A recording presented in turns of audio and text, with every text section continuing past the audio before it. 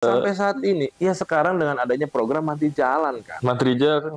Efektif enggak sih Mantri Jalan ini kan? Mantri Jalan. Dan saya juga mengingatkan pada saat itu, sebelum terbentuknya Mantri Jalan, saya sudah mengingatkan kepada dinas terkait. Kita punya RT dan RW yang memang sudah diberikan anggaran oleh pemerintah Kota Cilegon. Agar apa? RT RW itu bukan hanya mengurusi Pokmas. Karena RT RW di kita, ada yang pengusaha, ada yang tukang ojek, ada yang security, segala macam lah intinya, kan ada yang karyawan. Nah pas dia berangkat kerja nih, dia foto, dia punya aplikasi, dia kirim kepada dinas terkait, ya kan? Masyarakat akhirnya, weh, wong sekarang mah RT RW bisa mengeksekusi kalau jalan rusak, tinggal ngomong aja sama RT RW, tidak harus ke dewan atau tidak harus ke wali kota atau tidak harus ke dinas. Maka kerja kita kan semakin nggak terlalu berat kan? Maksud kita untuk mengefisiensi anggaran dalam hal ini. Tidak harus kita memberdayakan atau merekrut orang-orang baru lagi. Yang ada saja kita maksimalkan agar apa? Anggaran yang ada untuk menggaji mereka-mereka ini itu bisa kita manfaatkan untuk misalnya memaksimalkan Mantri Jalan. Mantri Jalan. Kak, kapan nih ada keterbukaan informasi publik? Karena Smart City juga udah nggak ada kabarnya kan? Betul Kang, karena Smart City juga ada Smart City ngilang gitu. Salah satunya Komisi 4 itu yang selalu mengingatkan Smart City itu Ustadz Behaki. Iya. Beliau selalu menyampaikan gimana Smart City kita sudah sampai ke mana, kunjungan kemana, segala macam, tapi kita belum bisa terapkan. Makanya tadi itu Kang, kita ini kan daerah industri, tidak harus semuanya menggunakan APBD. Karena kalau Smart City ini bisa digunakan di wilayah Kota Cilegon, industri juga akan kebantu Kang.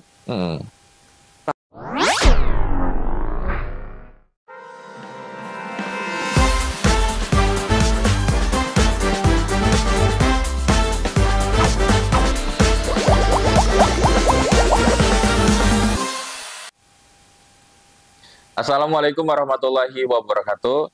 Sahabat Philip Online kembali lagi dalam program podcast bersama Kang Haji Erik. Siap Kang. Ghazali, Ketua Komisi 4 DPRD Kota Cilegon. Sering amat nih, ganggu gak sih pagi-pagi? Kalau untuk pagi ini memang agendanya nggak terlalu padat sih Kang. Iya. Kalau untuk teman-teman media nggak ada kata ganggu lah Kang. Karena memang kita kan besar karena media juga kan. Oke siap.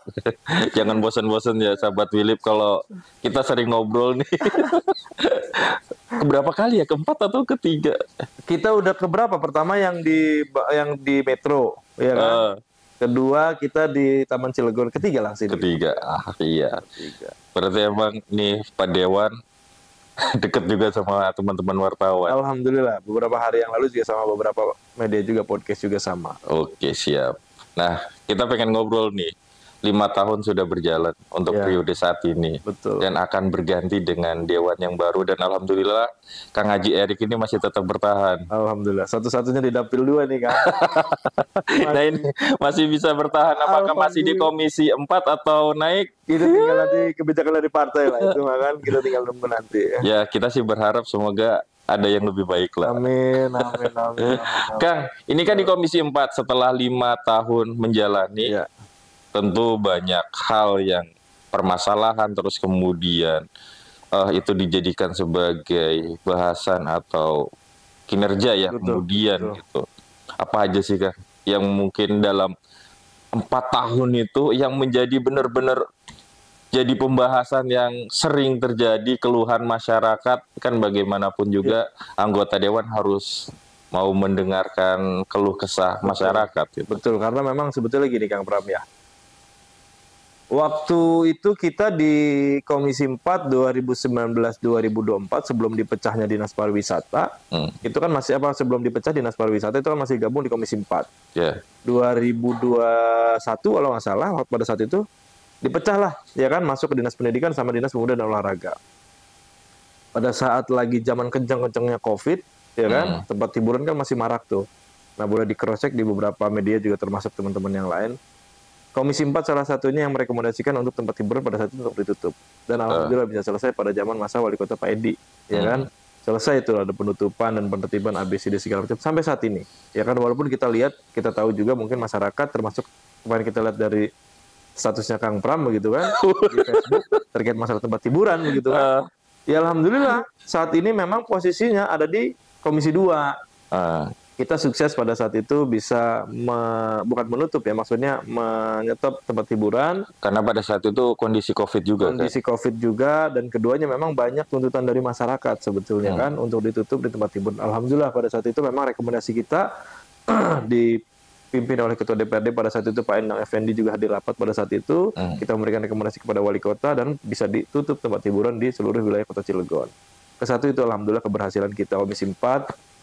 Kedua, terkait masalah pembangunan jalan BBS, ya kan, jalan BBS pada saat itu juga sempat hampir gagal lelang, ya kan. Bahkan setiap tahun itu gagal lagi. Betul. Gitu. Alhamdulillah kan kemarin kita bisa realisasi, kita kawal dengan teman-teman semua yang ada di Komisi 4 karena memang saya selaku ketua juga tidak mungkin bisa berjalan mulus dan juga tidak mungkin berjalan baik kalau tidak disupport oleh teman-teman Komisi 4 yang lain. Karena memang kita kan ada beberapa lintas partai politik dan juga posisinya ada juga beberapa kegiatan, salah satu contoh RTP, ruang terbuka publik di 43 kelurahan, ya kan, di 8 kecamatan. Berapa titik juga memang alhamdulillah bisa terrealisasi. Salah satu contoh, di Kecamatan Cibeber, di Kelurahan Kalitimbang, kita punya tanah pemerintah Kota Cilegon 2, sekian hektar. Oh, yang buat pertanian itu? Enggak, bukan buat RTP, ruang terbuka publik. Oh iya. Ya kan, Perkim. Awal pemerintah Kota Cilegon ingin beli di sebelah kecamatan yang saat ini dibikin perumahan Sakinah. Tapi saya kekeh pada saat itu untuk minta ada di lahan Pemkot. Agar apa? Kita sudah menganggarkan itu untuk pembangunan, bukan untuk pembebasan lahan lagi. Karena mungkin keberatan dari Pemkot A, B, C, D segala macam, akhirnya dipindahkan ke Perumnas. Tetap pada saat itu kita kekeh. Ya kan, akhirnya pindahlah di ruang terbuka publik yang tadi Kelurahan Kalitimbang sebelah SMK 1. Ya kan? Alhamdulillah, itu satu-satunya alun-alun terbesar di wilayah Kota Cilegon. Hampir di seluruh kecamatan termasuk. Itu yang ada skatepark. Skatepark ya kan, yang ada skatepark itu tuh. Termasuk di situ juga dibuatkan oleh pemerintah Kota Cilegon aula. Bisa dimanfaatkan untuk rapat, bisa dimanfaatkan untuk masyarakat yang ingin menikah di gedung, bisa digunakan di situ karena ruang parkirnya luas, ada taman-taman, di situ juga ada aula, gedung serbaguna yang bisa dimanfaatkan. Nah, kemarin juga kita minta itu karena apa? Kita Komisi 4 mengikuti proses itu. Apa keberhasilan dinas, keberhasilan juga DPRD. Karena apa? Berarti pengawasannya kita maksimal, penganggaran juga kita baik, kata kita kan begitu. Karena kalau OPD itu penyerapan anggarannya minim atau silvanya banyak, berarti DPRD juga yang gagal. Berarti pengawasannya kurang, kata kita. Atau budgetingnya juga. Iya, jadi tidak teliti. Jangan juga dianggap bahwa kita mengkritisi dinas itu bentuk kita nggak seneng atau apa, bukan, karena bentuk kontrol kita. Tapi kan terkadang dinas-dinas itu juga kan merasa, wih, dewan ini marah, baik, mengkritisi aja. Karena memang itu tugas kita, mengkontrol agar apa, masyarakat itu juga mengetahui bahwa anggota dewan tugasnya begini, OPD yang sudah diberikan anggaran dijalankan dengan sebaik-baiknya, apa yang sudah direncanakan semuanya, yang sudah disiapkan anggarannya bisa terrealisasi dengan sebaik-baiknya gitu loh. Ini kan yang terjadi, makanya kenapa sebetulnya hari ini juga ada KPPS 2025 kan di Kominfo, di Aula Kominfo, tapi memang ya tadi itu ada beberapa karena memang posisi teman-teman dewan ini kan ada yang memang akhir masa jabatannya sudah selesai, ada juga yang akan dilantik lagi karena memang hasil hitung-hitungan saat ini kan hanya 8 orang, maksudnya 7-8 orang. Dari 40. Dari 40. Makanya kalau suka obrolan kita dengan teman-teman DPRD, dari periodisasi itu yang menurut kita baik itu di 2019-2024. Kenapa itu? Karena posisinya gini, 2019-2024 itu keterwakilannya itu ada di 60%-an. 18-20%, di 20 sekian persen lah pada saat itu. Berarti kan cukup lumayan bagus tuh. Tapi saat ini 8. Tapi memang di tahun 2014 juga kan keterwakilan incumbent itu kan sedikit memang. Tapi alhamdulillah masa kemasan kemarin itu kita cukup lumayan baik. Karena kan dari masing-masing, ya itu tadi kan posisinya. Kalau kita sama OPD nih kan, OPD kan sudah bertahun-tahun, sudah pasti paham dan juga mengerti terkait masalah pembahasan anggaran, merencanakan segala macam. Kalau kita DPRD 5 tahun perpanjang lagi, 5 tahun perpanjang lagi. Ya kalau diperpanjang, kalau enggak, ya kan? Wong yang sudah 10 tahun atau bahkan yang sekian tahun aja mungkin belum mengerti dan memahami 100% bagaimana cara penganggaran atau pengawasan yang baik. Apalagi kalau misalnya sampai lagi belajar, sudah mulai mengerti sedikit-sedikit, diganti lagi kan gitu tuh. Nah, maka itulah kadang-kadang kelemahan kita DPRD dalam pengawasan. Tapi tidak menutup juga, karena apa ya, kita yang tadi saya sampaikan dari awal, alhamdulillah kita juga sering disupport oleh teman-teman media mendapatkan informasi apapun itu terkait masalah anggaran, terkait masalah keluhan-keluhan dari masyarakat. Terkadang kan itu timbulnya bukan hanya dari masyarakat, tapi dari teman-teman media yang memang biasa di lapangan, gitu tuh. Sehingga apa? Kita juga sama. Terkait kemarin juga kan ada informasi dari teman-teman media, ada temuan yang di TPSA Bagendung terkait masalah TPT, ya kan? Kita coba juga jalin komunikasi dengan dinas terkait. Karena apa? Saya selalu sampaikan di setiap rapat anggaran, Kang.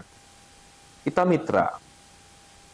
Kalau misalnya mitra dengan DPRD dalam hal ini Komisi 4, ada sesuatu apalagi misalnya amit-amit terjadi masalah hukum, maka itu berarti ada yang salah juga dalam hal ini kita. Mungkin dalam pengawasan tadi itu, Kang. Ya kan? Maka saya selalu sampaikan bahwa tolong dinas-dinas yang mitra Komisi 4, hati-hati dalam penganggaran. Hati-hati dalam juga menggunakan anggaran itu. Jangan sampai nanti ada hal-hal yang tidak kita inginkan. Gitu loh. Iya kan? Iya kan, proporsi untuk budgeting pasti sudah dikaji dong. Betul. Sama Dewan. Betul. Akan ada ini proyek nih, pembangunan. Harusnya sesuai dengan itu. Kalau ada masalah, berarti kan pelaksananya. Betul, betul Kang. Makanya itu tadi Kang, Komisi 4 ini kan ya termasuk teman-teman Komisi 2 juga salah satunya, yang memang selalu aktif dalam hal kita membuat hearing segala macam, karena memang Komisi 4 ini juga kan salah satunya yang memang bersentuhan langsung dengan masyarakat terkait masalah infrastruktur. Di beberapa media juga saya selalu sampaikan bahwa pendidikan dan kesehatan sudah jelas, anggaran sudah ditetapkan. Iya kan? Infrastruktur juga menjadi kebutuhan, kata kita. Kebutuhan dasar. Iya, karena posisi gini, Kang. Kita mau ke sekolah, anggaplah salah satu contoh yang memang saat ini masih menjadi persoalan pelik, itu kan di Jalan Imam Bonjol, di Kalitimbang itu kan menuju SMP 5. Perbatasan antara Kelurahan Ciuber sama Kelurahan Kalitimbang. Kalau dari rumah menuju sekolah, infrastrukturnya nggak baik, maka amit-amit misalnya lagi musim hujan, jalan becek, kepleset, jatuh, ya kan? Maka akhirnya orang nggak jadi sekolah. Dan posisinya orang akan menuju dari Cikrai lah, misalnya paling jauh lah Cikrai misalnya kan, mau datang ke RSUD. Kalau infrastrukturnya tidak baik, orang mau melahirkan atau misalnya orang sakit, makin parah kan? Nah, maka itu tadi kita harus melengkapi dengan sebaik-baiknya. Makanya kemarin kita ingatkan lagi kepada dinas-dinas terkait, dalam hal ini dinas PU, cobalah anggaran kita ini kan diketok palu di Desember, ya kan? Sudah mulailah di situ, agar bisa di awal tahun tuh kita bisa launching, bisa jalankan. Jangan sampai ini yang terjadi lagi nih, akhir tahun lagi. Makanya kenapa kemarin sempat rame video kita juga di teman-teman media marah, teman-teman DPRD kenapa sih setiap rapat kayak kemarin nih kan, prognosis dan yang lainnya, susah untuk hadir karena kita sudah berkali-kali mengingatkan kepada OPD, tapi OPD sendiri yang tidak bisa menjalankan itu dengan sebaik-baiknya. Salah satu contoh, waktu itu kita ingatkan kepada Dinas Koperasi, ya kan, walaupun memang bukan mitra Komisi 4, coba kita jangan sampai membuat aplikasi, tapi hanya sekedar membuat doang, tapi kita tidak bisa dimanfaatkan oleh para pelaku UMKM-nya, ya kan? Oke, 2 kali kita rapat, dibahas, clear lah, ya kan? Sekarang udah mulai aktif. Tadi kan saya lihatin sama Kang Pram kan, kuliner cuma 3, iya kan? Tempat jualan baju cuma sekian. Nah, maksud kita untuk apa kita membina UMKM tapi nggak serius gitu loh, iya kan? Jangan sampai itu bikin aplikasi hanya sekedar menggugurkan program kerja. Betul. Dan juga kita tanyakan kepada Dinas Kominfo, ternyata belum terintegrasi antara OPD-OPD yang lain dengan Dinas Kominfo. Maksud kita agar apa? Amit-amit nih Kang, misalnya teman-teman media lagi di jalan melihat orang kecelakaan, ya kan? Coba di-searching kan di situ kan, rumah sakit mana yang kosong yang masih bisa nerima UGD, ya kan? Bisa masuk ke situ, jadi nggak ada keterlambatan. Kalau misalnya masuk UGD lambat, itu meninggal dulu kan? Iya kan? Dengan alasan hampir rumah sakit di sini kan penuh kan gitu tuh. Iya kan? Kalau misalnya ada aplikasi yang memang bisa menjangkau itu semua, kan enak Kang. Makanya saya juga, karena Kominfo juga mitra Komisi 4, maka kita selalu mengingatkan, coba dipanggil dari dinas-dinas terkait, diupdate tuh informasinya terkait masalah rumah sakit, tenaga kerja, segala macam. Jangan sampai saat ini masyarakat bingung nyarinya di mana gitu loh. Ya kan, sedangkan informasi dari pemerintah Kota Cilegon, pengangguran di wilayah Kota Cilegon menurun. Mana nyatanya? Mana buktinya? Saya pernah juga menanyakan terkait masalah itu di saat hearing, tapi dinas terkait sampai saat ini tidak bisa membuktikan. Saya minta datanya, saya bilang pada saat itu Pak Haji Panca, saya tanya, Pak, termasuk pada saat itu menjelaskan Pak Dayat pernah hearing, Pak Dayat dulu mantan Ketua KNPI. Kabid. Iya. Pak Kabid ya. Saya sampaikan, coba datanya ada nggak? Pengangguran yang ada di wilayah Kota Cilegon menurun. Dari perusahaan A, B, C ada berapa banyak?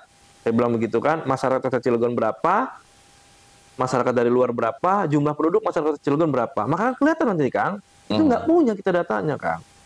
Ya kan, sampai saat ini kita tidak pernah diberikan. Kita minta pada saat hearing, coba disebutkan di mana perusahaannya, data sesuai data di tongolin tuh di Infocus, karena pada saat itu menggunakan Infocus kan, kita sampaikan. Itu nggak bisa disampaikan bahwa udah Pak Dewan kalau bisa main kantor. Ini kan bukan persoalan kita main ke kantor atau apa, tapi persoalannya bagaimana caranya dinas itu bisa memberikan juga pemahaman kepada masyarakat gitu loh. Jangan sampai masyarakat berasumsi bahwa pengangguran udah berkurang, tapi kok masih banyak di lingkungan kita, mungkin di tetangganya Kang Pram atau saudara Kang Pram yang memang posisi masih menganggur gitu loh kan. Iya, selama ini kan selalu ada pemberitaan keberhasilan. Betul. Tenaga kerja menurun, Betul. Terus beasiswa segala macam sudah terlaksana, tapi ketika minta data nggak ada. Nah ini kan perlu ada apa ya, evaluasi di Dinas Kominfo. Ini sebelumnya, maaf nih, sebelumnya saya juga kan sempat minta ke Dinas Kominfo untuk keterbukaan informasi publik mengenai penerima KCS, dan alhamdulillah sampai sekarang tidak ada jawaban. Dan sepertinya jawabannya itu tidak memahami juga bahwa keterbukaan informasi publik kan butuh apa, maksudnya ada undang-undang yang mengatur itu semua gitu. Bahkan kepala dinasnya entah benar atau enggak ya, kok mintanya mengenai data KCS ke saya, padahal kan sebagai apa ya, pejabat PPID kan adanya di Dinas Kominfo. Nah ini berarti perlu ada ini kan? Iya, yang tadi saya sampaikan itu evaluasi ya, harus dievaluasi dan juga harus disinkronkan kan. Dari seluruh OPD yang ada di wilayah Kota Cilegon, semua induknya di Dinas Kominfo. Agar tadi yang sampaikan oleh Kang Pram. Kalau misalnya Kang Pram mau cek, nggak harus ke dinas terkait. Wakil kepala dinas nggak ada, ya kan? Dinas Kominfo itu pun nggak harus ketemu kepala dinas atau nggak harus ketemu kabid, tinggal Kakang buka aplikasinya, ya kan? Berapa sih penerima beasiswa yang ada di wilayah Kota Cilegon? Kampusnya mana aja sih, ya kan? Kan kita di Kota Cilegon juga ada kampus-kampus terbaik kan, ya kan? Kenapa kita tidak menggunakan itu, atau kenapa kita ngambil dari situ, ya kan? Agar apa? Pendidikan yang ada di wilayah Kota Cilegon ini benar-benar merata. Betul, memang ada universitas yang lebih bagus kayak di Jogja, Jakarta atau yang lainnya. Tapi kan di kita juga tidak kurang gitu loh. Di kita juga baik. Kampus-kampus yang ada masih cukup lumayan baik lah menurut saya, begitu kan? Gitu, bisa bersaing juga yang dengan di luar. Tapi kan pemerataan ini enggak, karena oh ini mah orang A, maka nggak usah kesinilah, ke yang lain aja kampusnya yang berafiliasi dengan kita, misalnya kan gitu tuh. Nah, masih ada terjadi hal-hal seperti itu loh. Maksud kita, ya ini kan berbicara pendidikan, jangan juga dipolitisir lah, ya kan? Karena kalau nggak begitu juga repot. Termasuk kita juga pernah sampaikan pada saat itu juga di Wilip kan. Saya sampaikan pada saat itu pada Dinas Pendidikan. Masih zamannya Pak Ismet kalau nggak salah. Awal-awal dulu. Iya, terkait masalah beasiswa. Beasiswa itu jangan sampai mubazir juga nanti kan. Kita berikan misalnya beasiswa kepada siswa-siswi terbaik di wilayah Kota Cilegon. Tapi jurusannya kita nggak tentukan, nggak kita arahkan. Yang kita butuhkan, misalnya kita butuh dokter di RSUD Kota Cilegon, masih kekurangan karena misalnya kebanyakan dari orang luar, atau misalnya dokter di Kota Cilegon ini kurang. Kita sekolahkan tuh putra-putri terbaik wilayah Kota Cilegon untuk sekolah kedokteran. Setelah itu kita kontrak mereka untuk mengabdi di RSUD selama misalnya 15 tahun, 20 tahun, setelah itu terserah. Iya kan? Jadi begitu dia keluar, lulus, ada tempatnya kan? Kita komunikasi juga dengan teman-teman industri. Anda butuhnya apa sih? Engineering, oke, kita akan sekolah ini ke ITB misalnya, iya kan? Kita cek lagi sekolah kuliah apa nih yang dibutuhin oleh industri-industri, kan kita banyak kan, berapa ratus, berapa ribu nih industri yang ada di Kota Cilegon kan, Kang? Kita sekolahkan mereka, berikan beasiswa, ya kan? Setelah itu dia akan pulang dan nggak akan kebingungan. Setelah itu, ya dia apa gini-gini mana? Mohon maaf misalnya, mau apa namanya, nanam singkong atau nanam apa kan begitu tuh. Nah, setelah dia pulang, itu jelas arahnya mau kemana. Kalau memang dia diciptakan atau diproduk untuk menjadi karyawan, maka dia pulangkan kembali kepada industrinya. Kalau memang kita produk untuk menjadi wira swasta, misalnya SE, akuntansi, segala macam, kita kembalikan lagi kepada tempatnya. Kita siapkan misalnya, kita sekolahin di IPB misalnya untuk pertanian, berarti kita siapkan di pertanian di wilayah Kota Cilegon. Masukkan ke Dinas Pertanian. Iya, gitu loh maksud kita. Jadi biar jelas gitu, Kang. Jangan sampai ini yang terjadi, sekolah semua terserah di mana. Beasiswa kita kasihin A, B, C, D, segala macam. Akhirnya dia mau kemana setelah pulang? Petap, baru jelaskan kan, Kang? Iya. Kan? Karena bingung dia, gitu loh. Iya kan, mubazir ya 5.000 beasiswa. Kalau itu sesuai dengan tepat sasaran, terus kemudian target ketika sudah lulus itu bisa mengembangkan segala potensi yang ada di Kota Cilegon kan lebih asik. Betul, karena kan saat ini juga mungkin Kang Pram beserta teman-teman media yang lain juga tahu lah. Industri selalu menyampaikan bahwa SDM kita nggak mampu, SDM kita kurang. Nah, maka dengan pola seperti itu atau bahasa-bahasa yang menurut saya menyakitkan untuk masyarakat kita, masa iya sih Kang, masyarakat kita ini nggak mampu semua, kan nggak mungkin, Kang. Iya kan? Kayak Kang Pram kan, piawai dalam berbicara komunikasi segala macam. Iya kan? Berarti kan ada kelebihan di situ. Nah, maka maksud kita pemerintah Kota Cilegon harus bisa menangkap peluang itu agar apa? Bisa mengarahkan masyarakat-masyarakat kita yang ada di 43 kelurahan di 8 kecamatan ini sesuai dengan apa yang memang dibutuhkan oleh industri, dibutuhkan oleh kebutuhan kita pemerintah Kota Cilegon. Jadi bisa terarah menurut saya, Kang. Nah, itu. Berarti kan harus ada jelas ya program yang diajukan dari eksekutif ke legislatif. Betul. Tapi kok sekarang lebih banyak ketika eksekutif itu berhasil, merasa itu kerjaannya eksekutif. Iya. Dewan nggak pernah disenggol-senggol ini. Tapi itu memang sering terjadi, Kang. Salah satu contoh, Kang. Ada di BBS 3. Saya pernah waktu itu mengeksekusi sebelum pileg kemarin lah ya, di BBS 3. Tandon itu punya Krakatau Steel. Selama 20 tahun kalau nggak salah, ada di media, waktu itu ada di media, selama 20 tahun, itu tidak pernah dinormalisasi. Alasan RT dan RW masuk ke kotaku itu bukan aset Pemkot. Masuk ke dinas PU itu bukan aset Pemkot. Masuk ke DPW Kelpokmas itu nggak bisa. Akhirnya coba saya komunikasi karena diundang pada saat itu dengan masyarakat, ya kan? Begitu saya diundang ke situ dengan masyarakat, saya komunikasi dengan Kabag Hukum Pak Agung pada saat itu, Pak boleh nggak pemerintah Kota Cilegon memberikan pelayanan kepada masyarakat? Sangat boleh, Pak, karena memang tugas kita pemerintah Kota Cilegon memberikan pelayanan kepada masyarakat. Berarti kalau gitu, ini kan Tandon nih sayang, saya bilang gitu kan, untuk menampung air dari atas pada turun semua ke bawah nih, kata kita. Ini kan sedimennya udah tinggi, Pak. Bisa nggak kita pemerintah Kota Cilegon untuk ngangkutin sedimennya? Oh bisa, Pak, yang penting nggak ada pembangunan. Saya tanya sama RT RW, ada pembangunan nggak? Atau misalnya dibikin jogging track apa segala macam? Nggak ada, Pak. Fokus kita untuk mengangkat sedimen. Oke, berarti bisa. Saya komunikasi dengan dinas PU pada saat itu masih PLT Pak Suheri. Saya komunikasi selesai kan bisa direalisasi. Setelah sudah direalisasi, datanglah Kadis PU diganti waktu itu Pak Dendi kan, Pak Dendi datang ke situ. Terus Pak Wali datang ke situ, segala macam. Iya, masyarakat mengucapkan terima kasih Pak Wali. Padahal masyarakat sendiri menyampaikan Pak Wali pernah datang ke situ belum bisa direalisasi. Pak Wakil datang ke situ belum bisa direalisasi. Begitu kita dengan komunikasi karena mungkin kesibukan beliau-beliau juga kan kita coba menjalin komunikasi dengan dinas-dinas terkait. Kenapa? Saya juga jangan sampai nanti dinas terkait juga terjadi masalah nanti di bulan hari. Karena memang itu kan memang bukan aset punya Pemkot kan. Tapi kan ini juga menjadi sarana untuk masyarakat menampung air. Karena kan KS menyampaikan, kalau fasilitas-fasilitas KS ingin dimanfaatkan, boleh. Yang penting izin ke KS. Kan gitu ada pemberitahuan terlebih dahulu. Karena waktu itu pernah hearing kita di Komisi 4, pada saat itu masyarakat BBS minta fasilitas-fasilitas punya KS, yang memang masih punya KS itu untuk di aspal, untuk di konblok segala macam itu boleh. Atau misalnya dibikin gedung serbaguna atau misalnya posyandu segala macam boleh. Itu bisa dilakukan. Nah itu tadi akhirnya terima kasih Pak Wali. Saya bilang ya sudahlah itu kan memang kepentingan wali kota gitu. Ya udah, legislatif kan dipilih oleh rakyat itu sebagai perwakilan rakyat. Ketika berhasil untuk melakukan hal itu ya sudahlah. Betul. Salah satu contoh juga kan terkait masalah betonisasi BBS, ya kan? Komisi 4 mengawal pada saat itu hampir gagal lelang kan, akhirnya alhamdulillah terrealisasi kan. Tapi kan terima kasih Pak Wali, hampir ramai di media sosial, ramai di teman-teman media. Terima kasih Pak Wali, kan kadang-kadang saya bilang kadang-kadang musdara juga kita selaku pimpinan Komisi 4 kan. Karena perjuangan teman-teman ini kan sangat luar biasa, setiap hearing mengingatkan bahwa tolong infrastruktur jangan sampai lengah juga, jangan sampai lupa juga, karena apa, ini juga salah satu faktor kebutuhan masyarakat. Iya. Gitu loh. Nah, harusnya kan bukannya setiap akhir tahun ketika APBD itu dibentuk, udah ada nih rencana ke tahun ke depan akan dibangun. Betul. Berarti kan harus ada kesiapan dari dinas itu. Kalau dinasnya tidak menjalankan, masa iya sih? Berarti dewan ini bisa kerja 2 kali. Iya, makanya saya kadang-kadang itu tadi sih Kang ya. Jujur memang saya dibilang malu kan.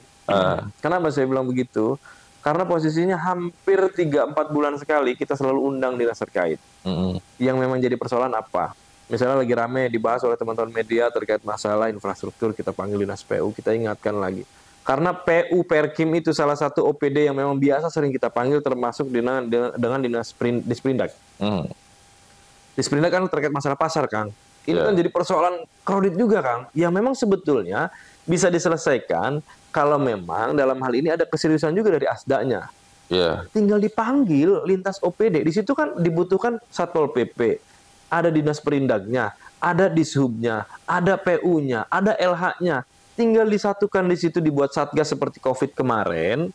Fokus dengan tupoksinya masing-masing. Disperindak menganggarkan untuk memperbaiki atap-atap yang bocor atau tenan-tenan yang rusak segala macam, sehingga cantik. Karena apa?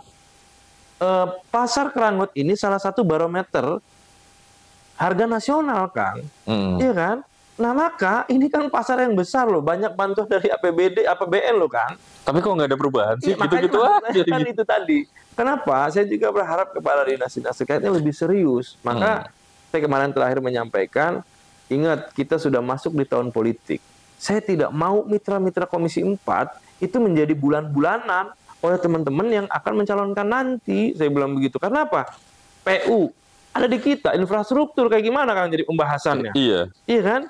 Disperindak, Kakang tahu sendiri. Iya kan, pasar Kerangot, pasar-pasar yang lain masih belum bisa maksimal. LH, dishub, pengawasan kita untuk angkutan yang ada di wilayah Kota Cilegon seperti apa? Iya kan? Ini kan bisa nanti jadi bulan-bulanan.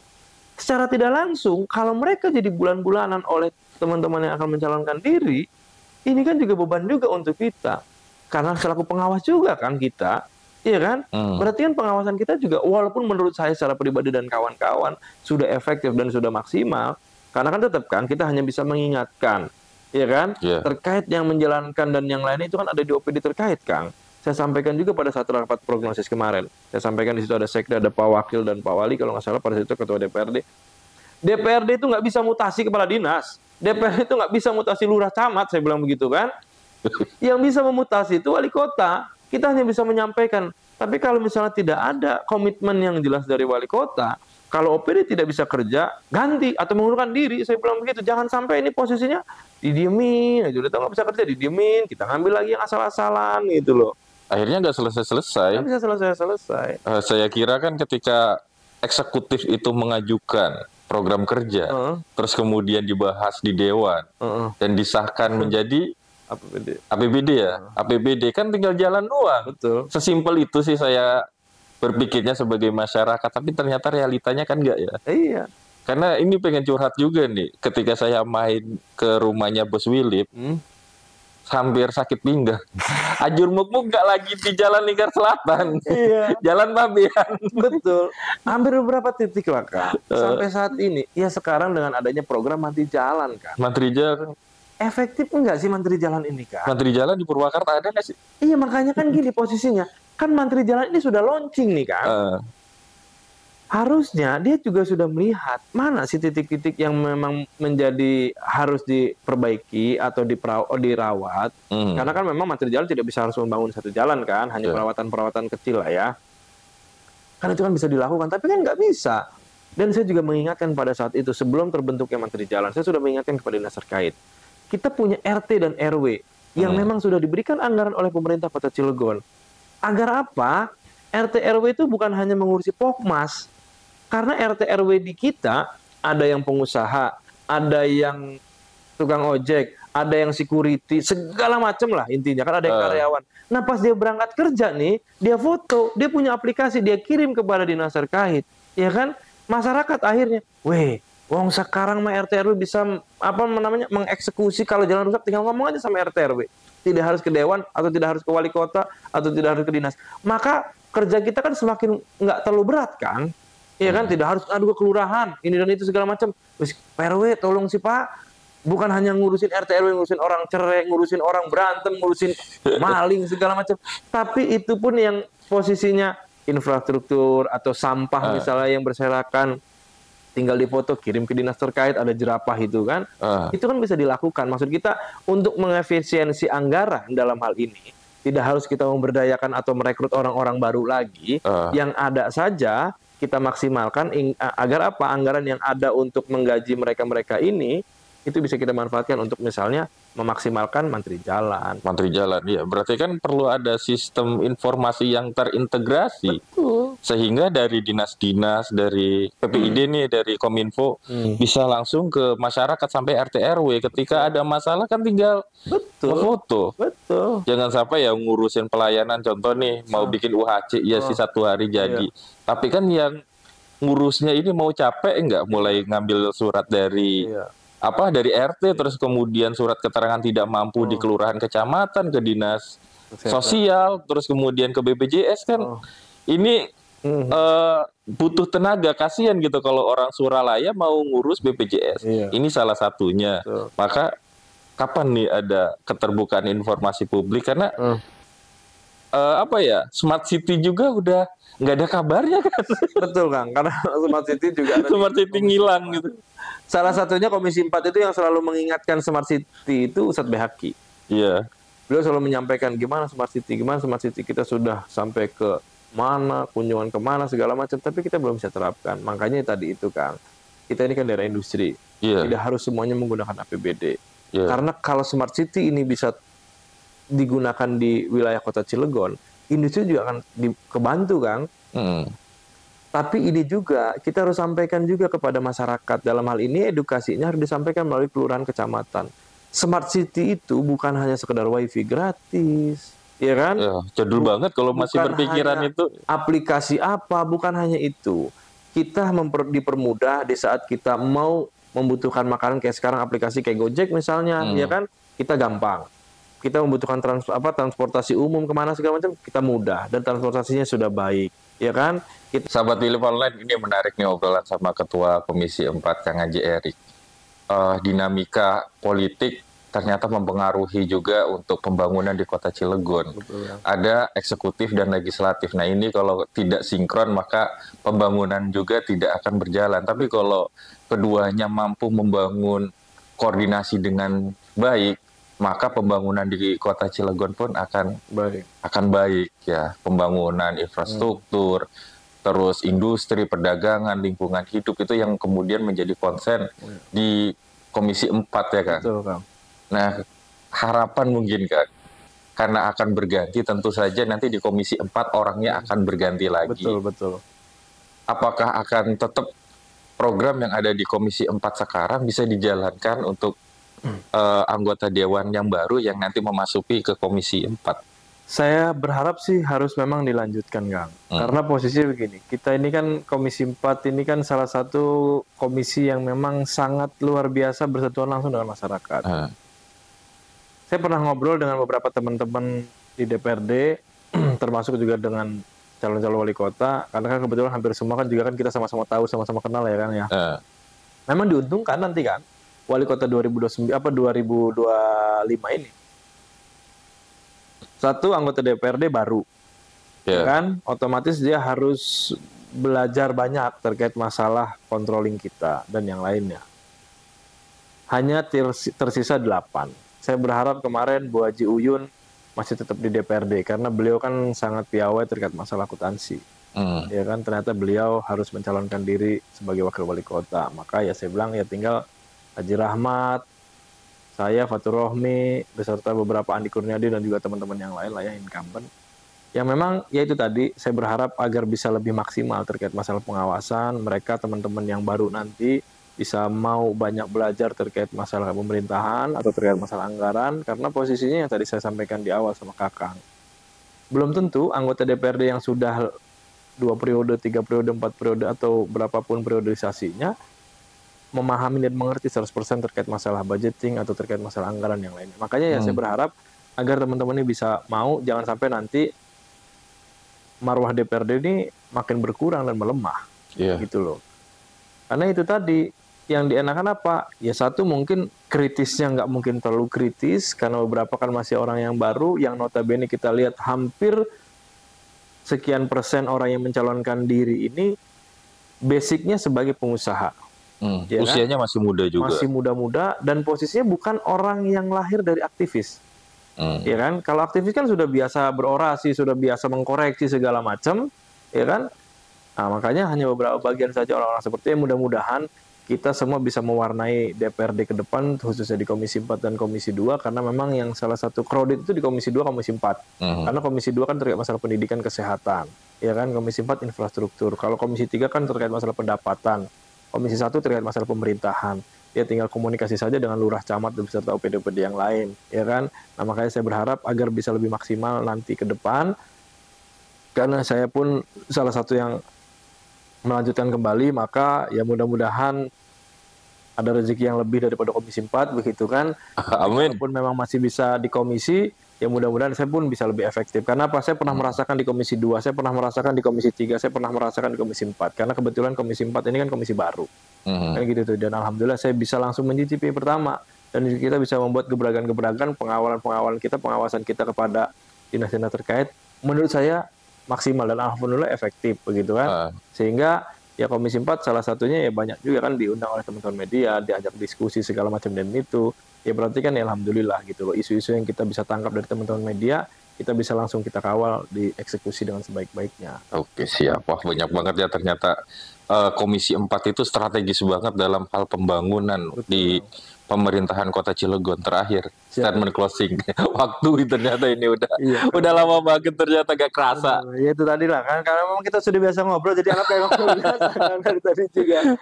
Ya saya berharap lah sama dinas-dinas terkait, apalagi di masa perubahan anggota DPRD dan juga akan ada perubahan juga terkait masalah kepala daerah. Saya berharap kepada OPD tetap konsisten, bisa menjalankan kegiatan-kegiatan itu sesuai dengan target, sesuai dengan yang dianggarkan, sesuai dengan yang direncanakan. Kalau memang nanti ini OPD berjalan masih seperti ini saja, maka saya berharap kepada kepala daerah yang baru itu bisa memberikan bisa memberikan pecutan kepada OPD-OPD yang tidak bisa melakukan kegiatan-kegiatan dengan sebaik-baiknya. Kalau memang OPD ini bisa melakukan kegiatan yang baik, sesuai dengan target, sesuai dengan capaian, maka bisa diberikan reward apapun bentuknya, tinggal kepala daerah yang baru nanti. Nah, kita DPRD Kota Cilegon harus sama-sama mengawal, gitu loh. Makanya saya berharap baik dari eksekutif dan legislatif kita mitra, bukan kita berseberangan, bukan kita bermusuh-musuhan, tapi karena memang bentuk DPRD Kota Cilegon, saya selalu sampaikan di setiap hearing bahwa kepedulian kita, rasa sayang kita Komisi 4 kepada mitra-mitra OPD agar apa bisa capaiannya maksimal, bisa serapan anggarannya juga luar biasa, termasuk juga dari APH-APH yang ada, jangan sampai nanti ada kasus-kasus yang memang bisa menjadi ini bumerang untuk teman-teman OPD. Karena kalau kita DPRD Kota Cilegon tidak punya anggaran kan, ya kan, yang bisa pengguna anggaran itu eksekutif, termasuk di sekretariat DPRD. Kalau kita DPRD kan tidak bisa. Makanya saya berharap sama mitra-mitra Komisi 4 ke depan, mau saya ataupun siapa nanti ketua ketua komisinya, saya berharap itu bisa lebih maksimal dalam menjalankan tugasnya masing-masing, baik dari komisi maupun dari eksekutif. Itu saja kan. Oke, terima kasih Kang Haji. Ini banyak banget ya yang kita tahu akhirnya dari Komisi 4. Sebuah komisi yang sangat strategis untuk pembangunan Kota Cilegon. Terima kasih nih Kang Haji Erik. Sama-sama, Bang. Nggak bosan-bosan ya. Insya Allah kalau sama tim William kan udah biasa ngobrol. Iya. Baik, sahabat William Online, terima kasih sudah menyimak obrolan kami. Sampai jumpa pada program podcast selanjutnya. Saya Mang Pram pamit undur diri. Ya. Assalamualaikum warahmatullahi wabarakatuh. Assalamualaikum warahmatullahi wabarakatuh.